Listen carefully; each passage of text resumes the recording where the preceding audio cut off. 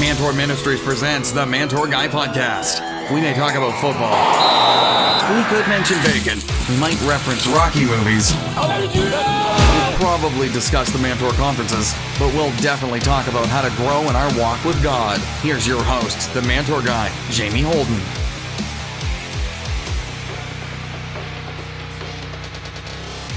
Hey guys, welcome back to the Mantour Guy Podcast. Jamie Holden here, and I am so glad to be back with you again this week.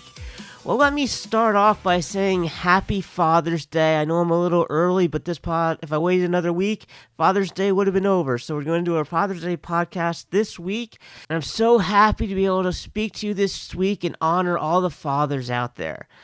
How many of you remember to get your dad a Father's Day present? You know, it's coming up real fast. There's still time to do it. And I did some research online to see what some of the most popular gifts for fathers were this year. And here's some of what I found. People are buying a nice tie, something really cool, a bouquet of bacon. I mean, who wouldn't love to find a bouquet of bacon wrapped up like flowers? I mean, dude, anybody would love that. An iPad or an electronic device. Power tools are always popular Father's Day gifts. Gift cards, that's what I got my dad.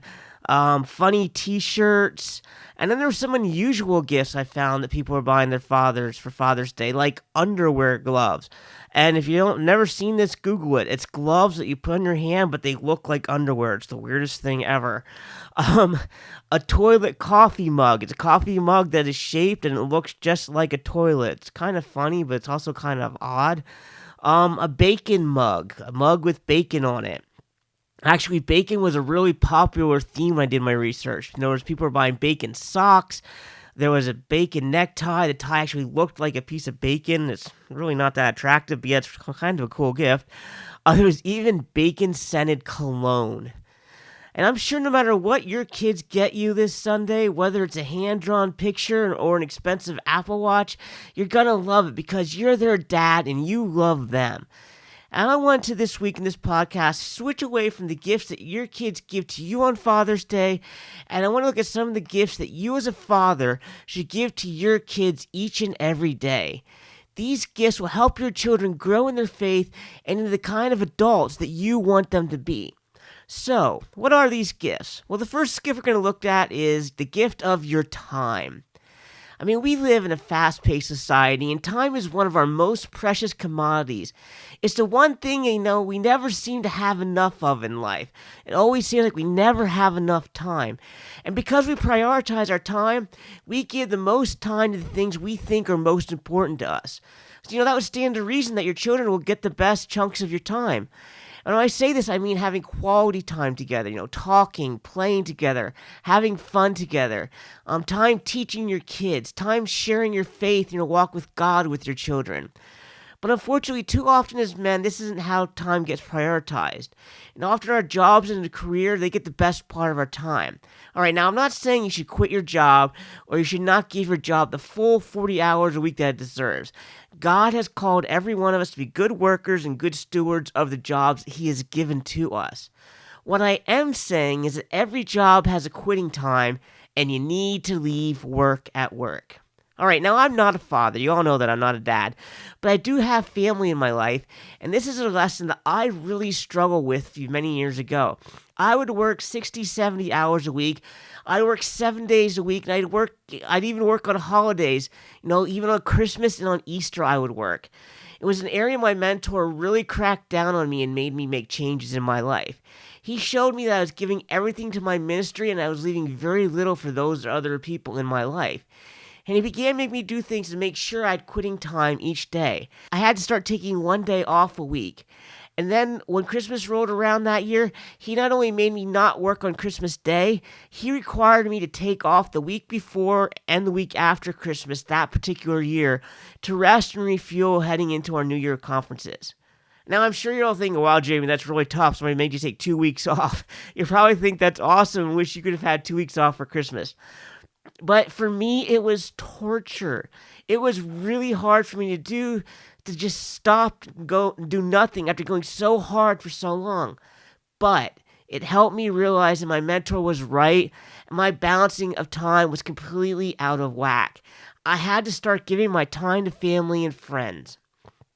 Ecclesiastes 3 says this: "There's a time for everything and a season for every activity under the heavens.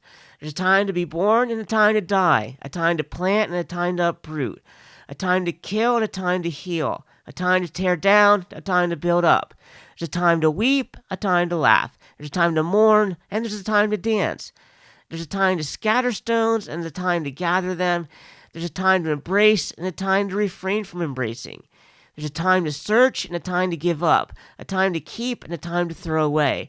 There's a time to tear and a time to mend, a time to be silent and a time to speak, a time to love and a time to hate, and a time for war and a time for peace." All right, in that passage, notice it doesn't say that all time is for work. It said there should be things like a time to laugh, a time to dance, a time to embrace, and a time to love. Dads, you need to leave work at work time and give your time to your children and your wife. I know a man who really invested all of his time and effort into his career, and as you would expect, it really damaged his family. And as he saw his family slowly falling apart, he realized he'd given his job too much of his focus after hours. So what he decided to do was pick a spot in his commute home. When he passed a certain billboard, he passed it every day. And when he drove past that billboard, he would force himself to stop thinking about work. He would leave work at that billboard and everything related with it. So when he got home, he could focus fully on his home life. Then when he drove back to work the next day, as soon as he passed that billboard, he flipped his mind back to work. This man realized what I'm sharing with you today. His wife and his children were understanding the low amount of time he gave them was a sign of the low level of priority they were in his life. And when he focused time solely on them, they could see they were a priority to him, and it was the best gift that he could give to them. Guys, in order to give time to your children, you're gonna have to sacrifice other things. You may have to sacrifice some things you enjoy to spend time doing things you may not enjoy as much. But time is a huge gift you can give your kids, and it's a gift that is eternal, yet you can never get it back. All right, let's look at the second gift. The second gift you can give to your children every day is spiritual disciplines.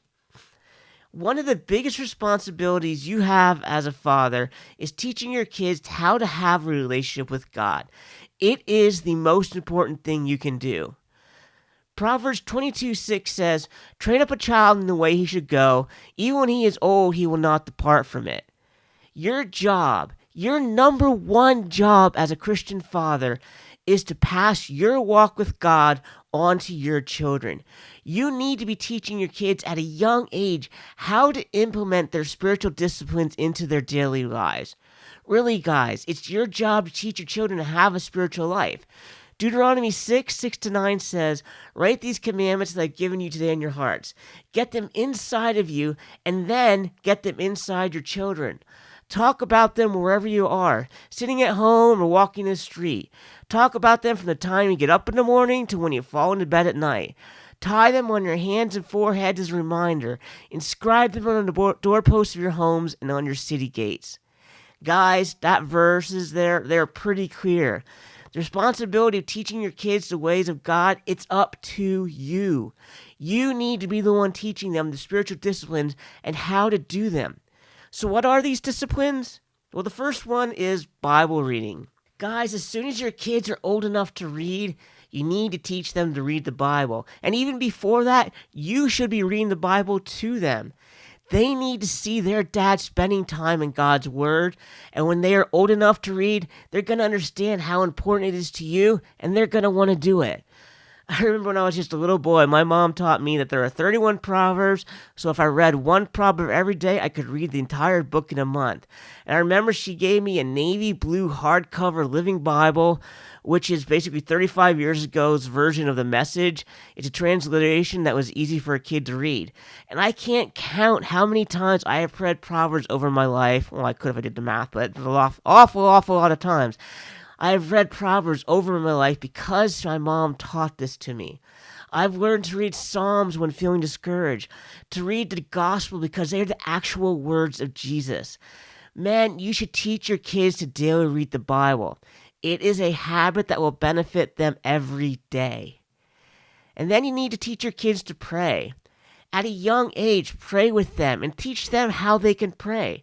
I just spent a few days with some friends who have a 2-year-old little girl, a beautiful little girl, and this girl already knows, and she actually demands that you pray before you eat. It was so funny. One night she was having a snack, and nobody else was eating, but she said, "Red, sit down and pray."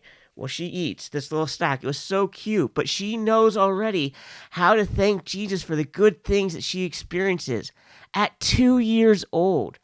Guys, you need to be teaching your kids to pray. If they're young, talk them through the prayers, telling them what to say. As they grow older, teach them to make a list of prayer requests and spend time each day asking God for these prayer requests. As they grow even older in the early teen years, teach them to praise God in their prayer time, to present the requests, and then to spend time listening to God speaking to them. Guys, you need to be the one that teaches your children how to pray and communicate with God. It's your job, and you need to take it seriously. The third spiritual discipline you need to teach your kids is how to have family devotions. I truly believe that every day a family should get together, turn off the TV, unplug all the phones and tablets, and have family devotions. Dad, you need to take the lead on this. Don't dump it on your wives. Don't make your wife be the one to do it. Trust me, she will find you to be a hero if you're the one that takes responsibilities to do this. Read a passage of scripture together, discuss what it means, and pray together. It's not that hard. It's very simple. It sounds hard, but it isn't. It just requires sacrificing some time at night and a willingness to invest spiritually to your children. The next discipline you need to teach your children is the discipline of going to church. And you don't really hear that mentioned as a discipline that much anymore. One of the saddest trends I see in society today is families not making faithful church attendance a priority. Often church attendance gets passed over in place of sporting events, activities, and things like that. I would recommend you make it a rule that if an activity or an event is the same day as church, your kids don't need to play those sports or do those activities. When I was a kid, I was part of a baseball little league. However, if a game or practice fell on Wednesday nights, I wasn't allowed to go. The league back then, they didn't have Sunday games, but if they did, I wouldn't have been part of the league. My mom prioritized church over activities, and I am so grateful that she did it. I can honestly say I have very few memories of those little league games, but I have, to this day, vivid memories of what God did at the altar in church services. You need to make going to church a priority and make it a discipline that you teach your children every week. And the final discipline I want to discuss with you guys is tithing. You need to teach your kids how to tithe. I can remember being a little kid, maybe around 5, and having my mom teach me how to tithe. If I found a dime, a penny went to God. I have lived my entire life like this, and I have never regretted it. God has always been faithful and supplied my financial needs because I have been faithful at giving him my tithes. You have to teach your kids to tithe. And you're probably thinking, teach kids to tithe? Seriously? And I know it seems silly. Why require a child to give up a penny if they have a dime? Honestly, your church can survive without the penny, right? And I'm sure that your pastors all love me saying that. But, it isn't about that. It's about making it a part of the norm for them. If giving a penny to God when you have a dime at 3-year-olds is a norm, your child is never going to think of not tithing when it's a $500 tithe when they earn $5,000. It will be natural, it will be normal, and they will obey God when it comes to their finances. All right, guys, before we move on to the third gift, one more quick note about spiritual disciplines before we go on to the next gift. Guys, you can't teach what you don't know. You need to be making these spiritual disciplines a part of your life so you can teach your kids to do them. If you demand that they do it, but they don't see you doing it yourself, they'll see hypocrisy and they won't do it. So guys, lead by example. All right, so what is gift number 3? The third gift you can give to your children is to love their mom. Guys, your kids need to see that you love their mother. They need to see that you love her and they are devoted to her. It is so damaging to a child if they see their father mistreating or disrespecting their mothers. As a father, your kids need to see you loving your wife the way Jesus wants you to do it. Ephesians 5 tells us how men should love their wives. Husbands, love your wives just as Christ loved the church and gave himself up for her. Guys, Christ lived a life of sacrifice and service. He gave himself daily for us. And husbands, you need to love your wife in the same way. I can tell you firsthand, it is devastating for a child to know that their father doesn't love their mother. I watched my father over and over demonstrate through his words and his actions that he didn't love my mom. It is so painful. And it not only affected their relationship, but affected my relationship with my dad as well. Dads, if you're divorced, this gift, it still applies to you. Your kids need you to get along with your ex-wife. They need to see that even though you're no longer married or living together, you can still coexist. I have a friend who went through a divorce, and he kept saying he doesn't want to be divorced because his kids need a dad. And he's right. But he has to adjust how he is a dad to his kids in this new situation. And even though they're no longer married, he needs to coexist with his ex-wife and treat her with love and dignity. Divorced dads, you need to respect her, work together with her, back her up, and listen to this, never ever, I repeat that, never ever badmouth her to your kids. All right, guys, so what is our fourth gift that every father should give to their children? We'll find out right after the break. I know you're gonna dig this. Like what you're hearing? Head over to iTunes to subscribe, rate, and leave a review. Thanks. Hey guys, Jamie Holden here, the Mantour guy. And so often men tell me that they can't afford to use Covenant Eyes. And my immediate response back is, dude, you can't afford not to use Covenant Eyes. For 53 cents a day, you can protect every computer, every laptop, every tablet, and cell phone that you and your family own from the trap of internet pornography. I tell them for 53 cents a day or $16 a month, you can make sure your little girls never stumble onto pornography as she uses Snapchat or does any internet searches while doing her homework. For 53 cents a day, you can make sure your son never falls into the trap of pornography or even sees it accidentally while online. I say for 53 cents a day, you can protect your wife from getting trapped in the trap of internet porn and protect your marriage. And I tell them for 53 cents a day, you can help break the cycle of internet pornography that's been holding in your life. Guys, you and your family, and most importantly, your walk with God, cannot afford for you not to use Covenant Eyes. So, head to MantourMinistries.com and hit the Covenant Eyes button in the upper right-hand corner to get 1 month of free service. Try it out. I know you're going to love it. You're never going to regret it. Guys, do it today. You can't afford not to have Covenant Eyes be a part of your life. Don't forget to visit iTunes to subscribe, rate, and leave a review. Thanks. Attention all men in the New York area. You don't want to miss our second annual New York Man Tour. This year, our New York Man Tour is going to be on September 14th at Central Assembly of God in Horseheads, New York.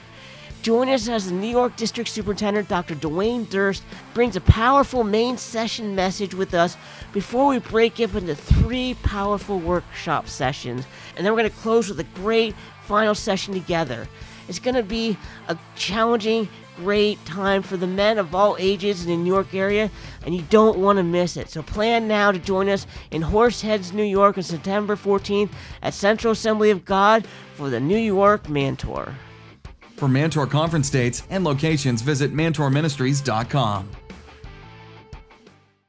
Yep. You're listening to the Mantour Guy Podcast.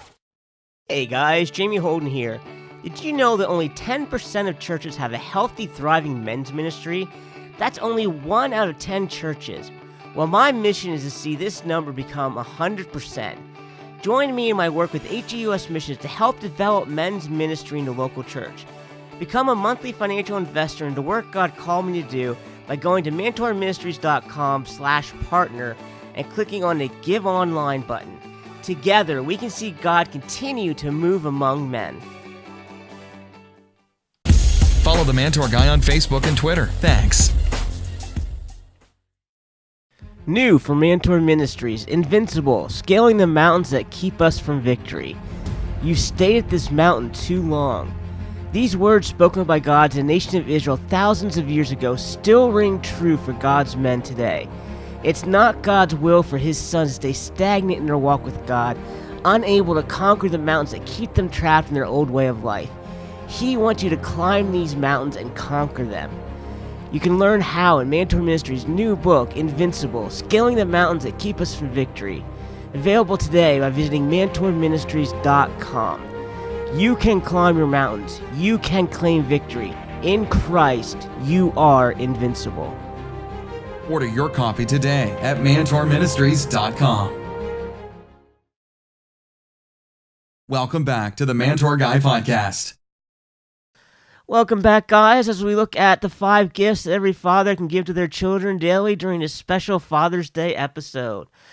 Well, guys, gift number 4 that you can give to your children is to apologize when you're wrong. There is one truth that we cannot deny. All fathers are human beings. No matter how great of a person or father or man is, eventually you're going to make a mistake. You're going to lose your temper or in some way do something that's going to hurt your children emotionally and just upset them. You're going to mess up. It happens. But how you handle these situations goes a long way to how your relationship with your kids grows. I believe it is important for fathers to apologize to their kids when they are wrong and they make a mistake. I know in my life, my mom was a very passionate woman, and sometimes this passion came out as bursts of anger and not responding properly. But one thing I always respect about my mom is that she would always apologize and she would ask forgiveness. It showed me that she cared about me and my feelings, and also set an example for me of how I should live. I honestly can only remember one time when my dad apologized to me in my life, and it was when I was in my 40s. I encourage you fathers today, follow my mom's example and not my dad's, and make sure to apologize to your kids and let them know you truly are sorry when you make a mistake. So how do you apologize? Well, first make sure you actually ask for forgiveness instead of just saying you're sorry. Try and be specific as possible as to why you're apologizing based on the age and appropriateness of your child. Make sure to be humble and explain why you're apologizing to them, and always end it with a hug. This action will affect your kids more than you can ever imagine. So guys, give your kids the gifts of apologies. All right, now let's unwrap the 5th and final gift. And that gift that you can give to your children is standards. The final gift I want to recommend you that you give to children is to have rules and standards for your kids to follow and obey. We live in a society where the lines have been blurred to the point you can barely see them anymore, and unfortunately it is leaking into the Christian world. I have seen so many times on social media where Christians are posting about doing things or going places or watching things that, to be honest with you guys, Christians have no business doing. Guys, compromise is killing God's children today. In the past, the church has gotten stuck in legalism, but now that pendulum has swung so far in the other direction that sometimes you can't even tell the difference between the church and the world. Recently, I had a friend tell me about a conversation they had with an unsaved man. They were trying to get this man to become a Christian, and he said to them, "Honestly, what's the difference between me and the people in your church other than the fact that they attend church? They watch the same TV and movies, they listen to the same music, they go to the same clubs, they drink the same alcohol, they dress the same, they talk the same way, they have the same problems, they get defeated by the same struggles. Other than them going to church, what makes them different from me?" And my friend said it really made them stop and think. And yet he has a point. In an effort to be relevant and relatable, we're forgetting to be light to a dark world. Men, the world should see something different when they look at our lives. You need to set standards for your kids. You have to live according to those standards, and you need to make them do the same. One reason is because, like it or not, at some point your kids are going to test the lines you've drawn. They're going to push those boundaries. And when you draw the boundary lines that are close to the biblical standards, when your kids test the boundaries, they will be nowhere near that danger zone. And as an adult, I am so glad I am reaping the rewards of a mom with strong convictions rather than reaping the consequences of compromise and sin. So often when I hear parents talking about this issue, I want to say, have the courage to stand your ground and stick to your rules like my mom did. Although it's stressful and really hard on you, it's the best thing for your kids. And even though they don't like it, someday they will thank you for it. and then I share my testimony with them. Although my sister and I both lived under the same rules, I was the one of the two of us that really struggled with the desire to be like everyone else. I wanted to be the same as everyone else. My mom and I had plenty of battles over her rules and why couldn't we just do the things everyone else was doing. I remember one time she found a cassette tape, and yes, I said a cassette tape. That shows how old I am. If you're listening, you don't know what that is, Google is your friend. But, anyways, I wasn't supposed to have this cassette tape, and she found it in my car. And she found it, and she confronted me with it right in the parking lot of Kmart, and then she threw it into a public waste can, and there was no way I was jumping in after that. It was a disgusting public waste can. I wasn't going after it, and I was so mad. I was furious. Who was she to throw my tape away? I was a teenager, I had rights. Well, the truth was that she was the mom. According to the Bible, I didn't have any rights, and she had God-given authority to establish rules and expect them to be obeyed. And even more importantly, she had the God-given responsibility to train her children in the fear and admonition of God. Realistically, she had the maturity that comes from living longer than me and my sister did. And this is what gave her the right to make rules and expect them to be obeyed. And it was just one of the many battles my mom fought as she chose to stand her ground and enforce the rules she felt God wanted followed. There is no doubt about it. Kathy Holden was strict. However, these many years later, I can see that her strict rules and her courage to enforce them were one of the greatest blessings in our lives. And why is that? Because the truth is that all children, like I said, are going to push those boundaries. However, because my mom drew the boundaries so close to biblical standards, whenever my sister and I tested the boundaries, we were nowhere near the danger zone. And as an adult, I am so glad that I'm reaping the rewards of a mom with strong conviction rather than reaping the consequences of compromise and sin.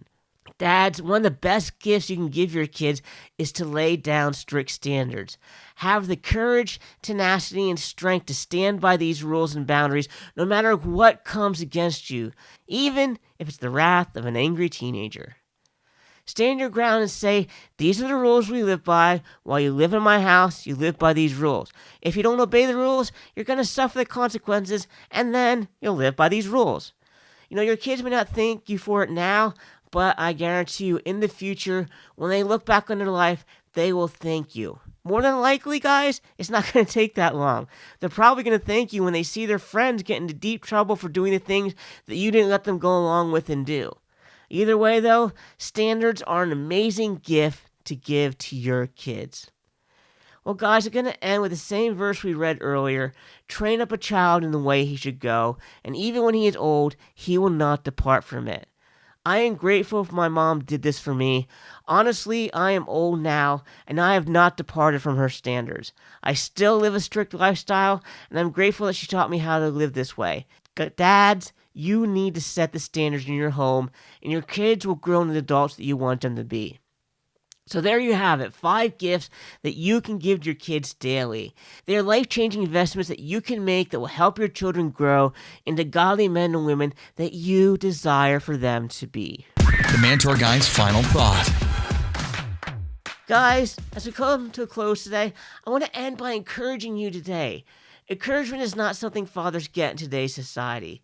Fathers have become the butt of jokes, the reasons for society's problems, and honestly, you're being basically ignored.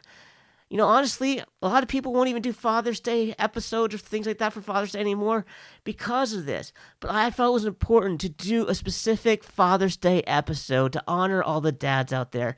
Because in reality, fatherhood is your calling. If you have children, you have a divine calling from God to be their father. It's not something for you to take lightly. It needs to be your driving force. You work to provide for your kids. Your relaxation time is not your own anymore. It is for you and for your kids. It requires responsibility, follow-through, and commitment. So today I want to end this podcast by praying for every one of the fathers out there today. Father, I just thank you for every man who has answered the divine call to be a father to their family. And Father, whether it be a father who's still married, who may have dealt with a divorce, Father, no matter what that situation, help this man to make their children their number one priority. Father, give them the strength, the courage, and the perseverance to take these 5 gifts that we've discussed today and apply them to their lives and to teach them to their kids, to give them to their kids. Help them as they learn how to handle handle their time properly as they make their children a priority, doing no matter what it takes to give the children the time that they need.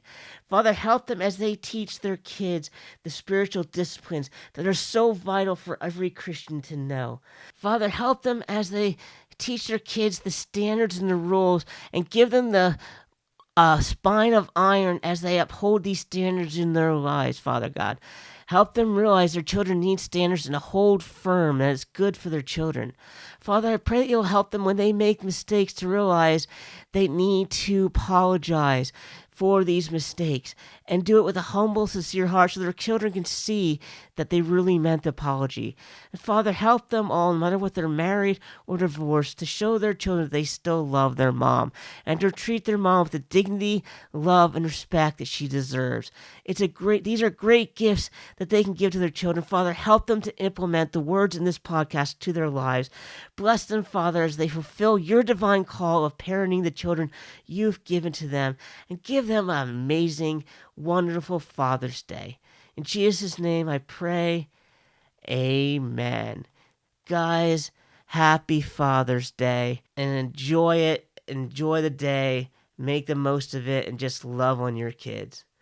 Well, guys, once again, thank you for listening, for giving us your time today to listen.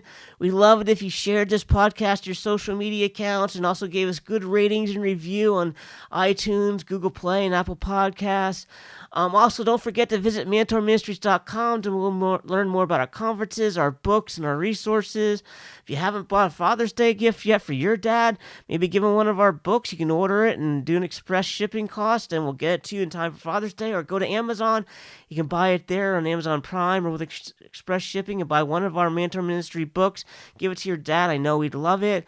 But thank you so much for joining us. We'll see you next week on the Mantour Guy podcast. And once again, happy Father's Day. Thanks for listening to the Mantour Guy podcast. Be sure to visit MantourMinistries.com to learn more about our books, men's ministry resources, and our Mantour conferences.